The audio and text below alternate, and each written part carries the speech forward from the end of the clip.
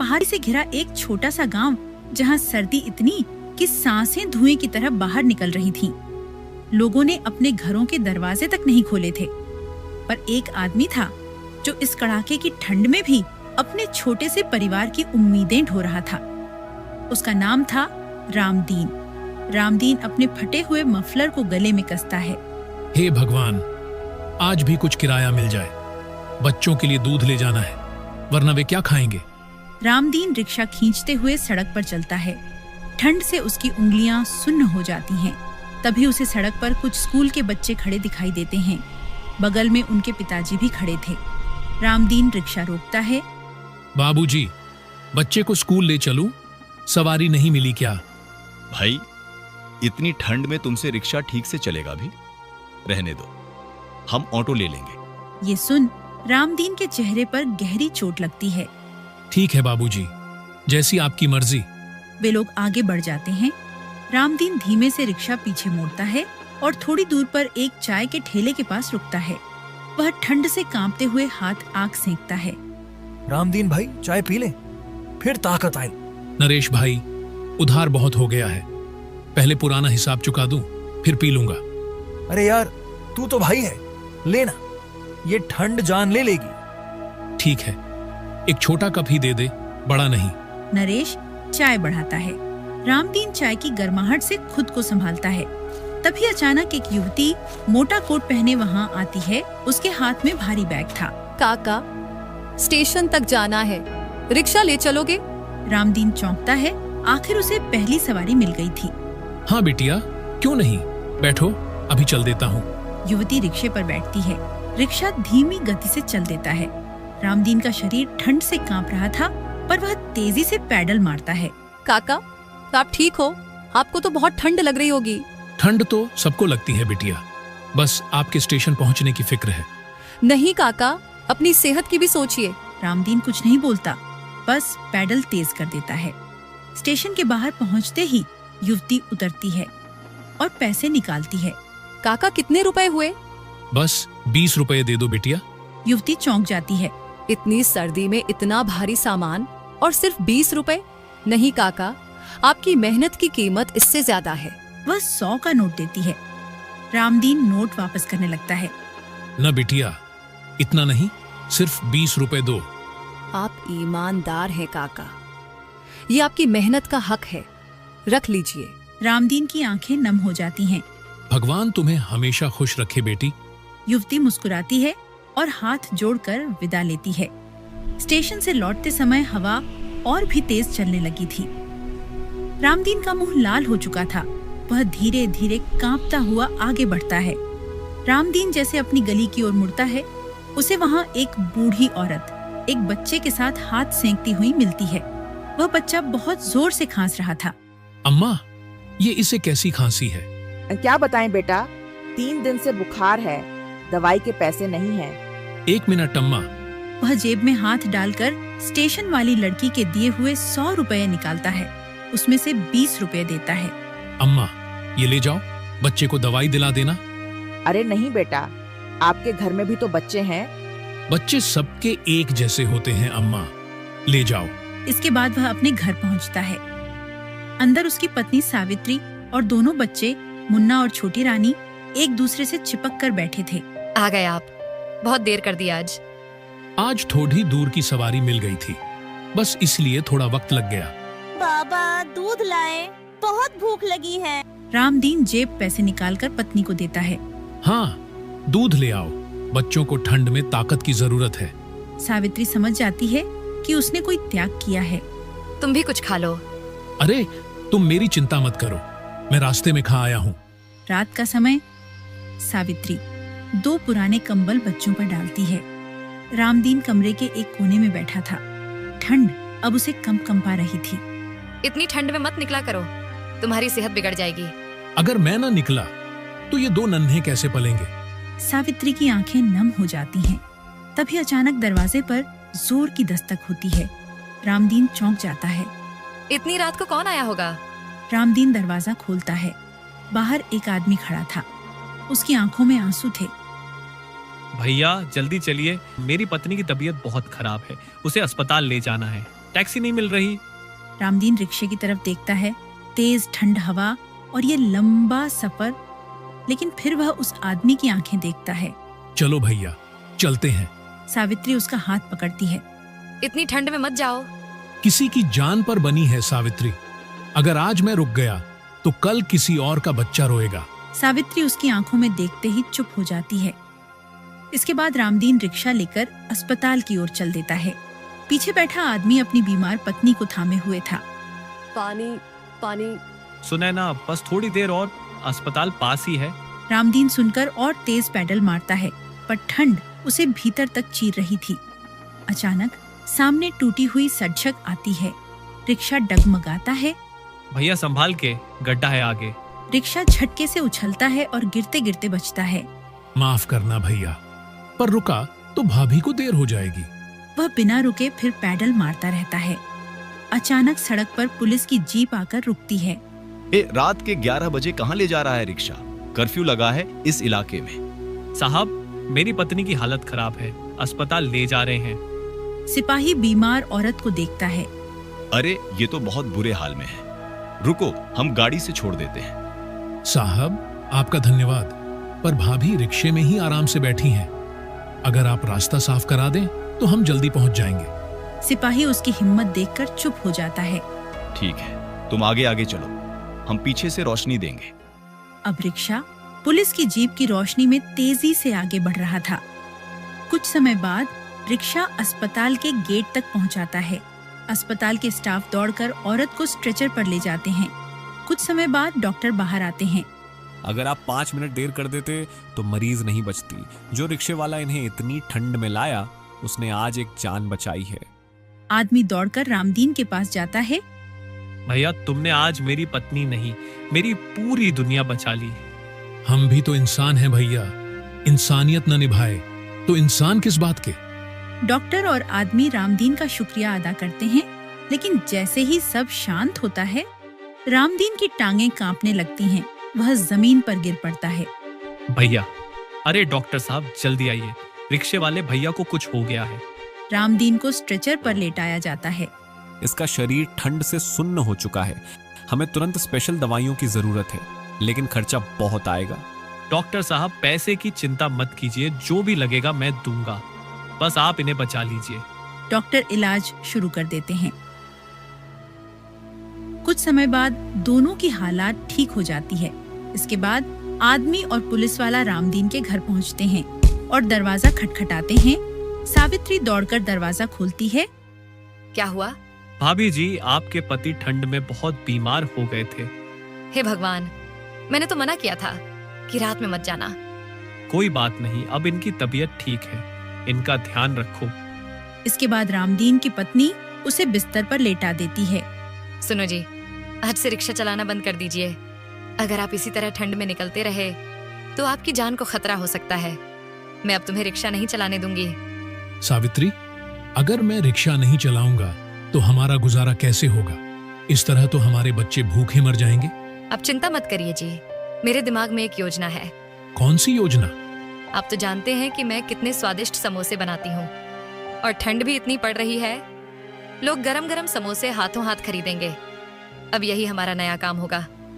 तुम्हारा दिमाग सच में तेज है सावित्री, पर समोसे बनाने के लिए जो सामान आएगा उसके लिए पैसे कहाँ हैं? अब चिंता मत कीजिए, मैंने कुछ पैसे बचा कर रखे थे, बाकी आप सेठ से उधार ले आओ।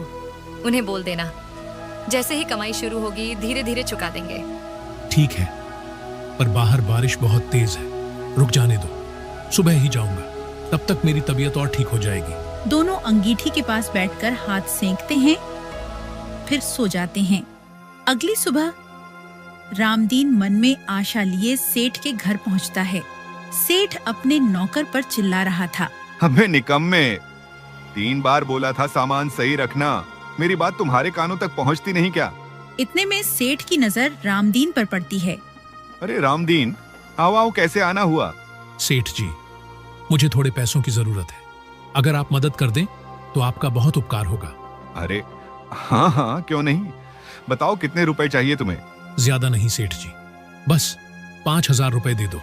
5,000 मिल जाएंगे, लेकिन एक शर्त है, अगर समय पर पैसे नहीं लौटाए तो तुम्हारी छोटी सी जमीन, याद है ना, खेत के किनारे जो है, वह मेरी होगी। रामदीन कुछ पल चुप रहता है, फिर अपनी मजबूरी सोचकर सिर झुका देता है। ठीक है सेठ जी, मुझे मंजूर है, लेकिन मैं वादा करता हूँ धीरे धीरे आपका सारा उधार चुका दूंगा। बस यही तो चाहिए था। लो, पैसे ले जाओ, और हाँ, समय पर चुकाना मत भूलना। सेठ उसे नोटों की गड्डी थमाता है। रामदीन पैसे को झोले में रखता है और भारी मन से घर की ओर चलता है। रामदीन हाथ में झोला लिए घर लौटता है। ये लो सावित्री, तुम्हारे कहने पर सेठ से पैसे तो ले आया हूँ, लेकिन उसने बड़ी अजीब शर्त रखी है। कहा है कि अगर समय पर पैसे न लौट आए तो हमारी जमीन पर कब्जा कर लेगा। अजी, आप बिल्कुल चिंता मत करो। अब तो सर्दी दिन ब दिन बढ़ रही है। ऐसे मौसम में हमारे समोसे हाथों हाथ बिकेंगे, लोग चाव से खाएंगे और हम सेठ के पैसे आसानी से चुका देंगे। बात तो ठीक कहती हो, पर डर भी लगता है भाग्यवान। कहीं ऐसा ना हो कि घर का थोड़ा बहुत पैसा भी डूब जाए और जमीन भी चली जाए। आप बेकार की चिंता कर रहे हो, भगवान पर भरोसा रखो, सब ठीक होगा। रामदीन उसकी आंखों में भरोसा देख मुस्कुरा देता है। इसके बाद रामदीन बाजार से आलू, आटा, तेल और मसाले खरीद लाता है। सावित्री चूल्हे के पास बैठकर गरम गरम समोसे तलती है। लो जी, समोसे तैयार हो गए। वह समोसे टोकरी में बड़े प्यार से रखती है और रामदीन को सौंपती है। रामदीन टोकरी सिर पर रखकर गलियों में घूमता है।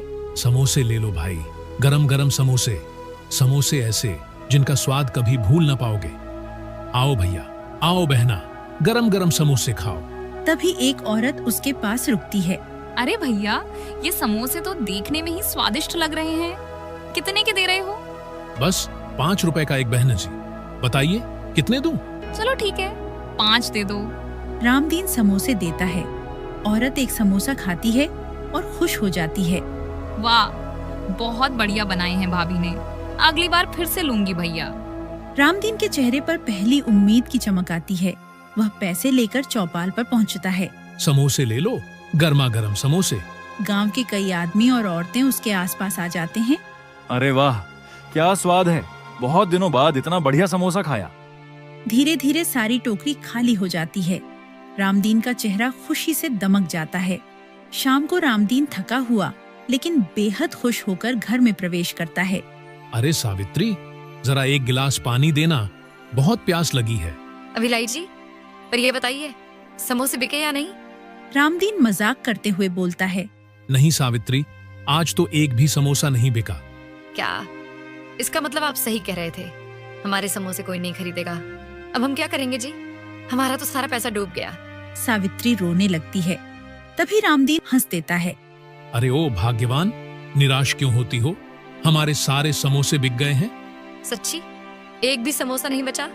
अरे हाँ, लोगों को समोसे इतने पसंद आए कि सबने झट से खरीद लिए। रामदीन अपनी जेब से नोट निकालकर सावित्री को देता है। सावित्री की आंखें खुशी से भर आती हैं। लो, ये पैसे संभाल कर रखो, इन्हीं से हम अनाज भी ले लेंगे और बच्चों के लिए नए कपड़े भी।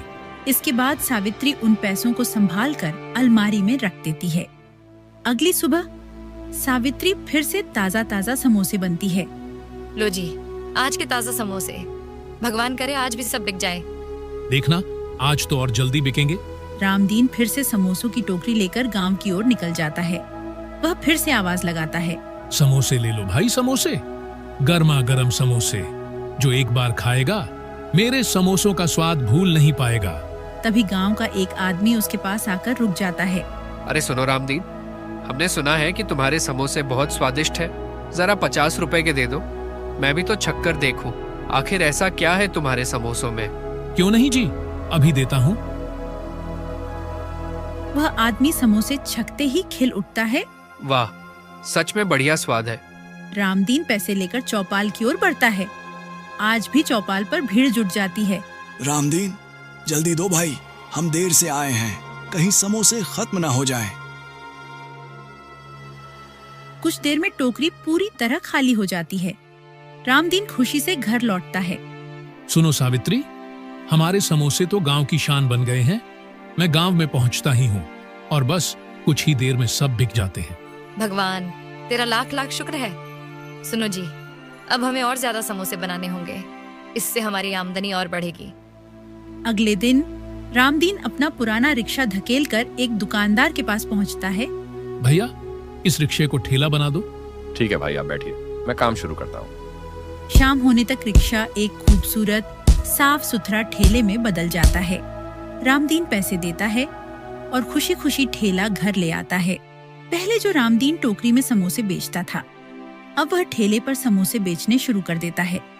रामदीन के पास ग्राहकों की भीड़ लग जाती है। अब उसकी कमाई पहले से कई गुना बढ़ जाती है। सावित्री सही कहती थी, मेहनत से सब मिलता है। शाम का समय, सर्द हवा बह रही थी। दोनों पति पत्नी अलाव के पास बैठे हाथ सेक रहे थे। तभी गांव का मुखिया वहां आता है। सुनो रामदीन, 3 दिन बाद मेरी बेटी की शादी है। मेहमानों के लिए समोसे चाहिए। क्या तुम मेरे लिए समोसे बना दोगे? क्यों नहीं मुखिया जी, आप बस हुक्म कीजिए, मैं समय पर समोसे पहुंचा दूंगा। ठीक है, मैं कल सूची भेज दूंगा। मुखिया चला जाता है। तभी उनकी यह बातें भानु और उसकी पत्नी चुपके से सुन रहे थे, क्योंकि उनकी कई दिनों से रामदीन के काम पर नजर थी। देखा तूने, ये भिखारी जिसके घर में खाने को नहीं था, आज इतना बड़ा ऑर्डर ले रहा है। हाँ, और इसकी पत्नी तो अब हमारी तरफ देखती भी नहीं। इन दोनों को खूब घमंड चढ़ गया है। तू चिंता मत कर, मैं ऐसा कुछ करूंगा कि रामदीन कभी भी यह ऑर्डर पूरा न कर पाए। भानु और उसकी पत्नी रामदीन की इतनी तरक्की देखकर चलने लगे थे और वह इस इंतजार में थे कि कैसे भी करके रामदीन मुखिया को समोसे न पहुंच पाए। शाम को सावित्री और रामदीन समोसे तैयार करने के बाद वो सोने चले जाते हैं।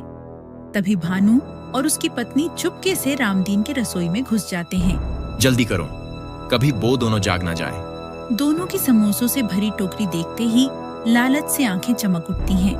वाह, इतने सारे समोसे, बस इन्हें ले चलते हैं। कल गांव में सभी हंसेंगे कि रामदीन ऑर्डर भी पूरा नहीं कर पाया। दोनों समोसों से भरी टोकरियां चुपके से उठा लेते हैं और रात के अंधेरे में गायब हो जाते हैं। शादी वाले दिन सावित्री जैसे ही रसोई में पहुंचती है तो वहां का नजारा देख दंग रह जाती है, क्योंकि रसोई में एक भी समोसा नहीं था। हे भगवान, ये समोसे कहाँ गए? अब हम मुखिया जी को क्या जवाब देंगे? सावित्री दौड़ती हुई कमरे में आती है जहाँ रामदीन अभी अभी जागा था। अजी सुनते हो, हमारे सारे समोसे कोई चुरा ले गया। क्या? ऐसे कैसे हो सकता है सावित्री? हमने तो दरवाजा भी बंद किया था। मेरा तो शरीर कांप रहा है जी। अब मुखिया से क्या कहेंगे? हे भगवान, अब तो मुझे कोई बहाना ही बनाना पड़ेगा। कुछ देर तक कमरे में मौत जैसा सन्नाटा। ठीक है, मैं खुद जाकर मुखिया जी को बता देता हूँ। जो होगा देखा जाएगा। इसके बाद रामदीन मुखिया के बड़े दरवाजे पर पहुँचता है। मुखिया कुर्सी पर बैठे मेहमानों की लिस्ट देख रहा था। अरे रामदीन, ये क्या मुरझाया हुआ चेहरा लेकर घूम रहे हो? मुखिया जी, क्या बताऊं, कल रात हमारे घर से किसी ने सारे समोसे चुरा लिए। क्या? समोसे चुरा लिए?